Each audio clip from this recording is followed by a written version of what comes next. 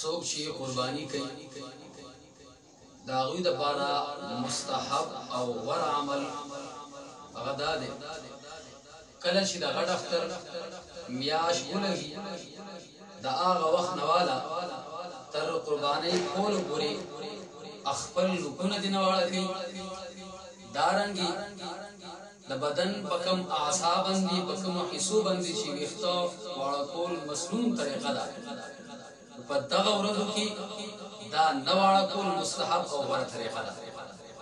لیکن دا خبر دا کلا چی دی نکنو دمرا وخوشو چی دسالی خردو نسیاتی ورزی یا دارانگی کم ویختاش و بدن مندی او داغی وارا کول مسنون طریقہ دا سنت طریقہ دا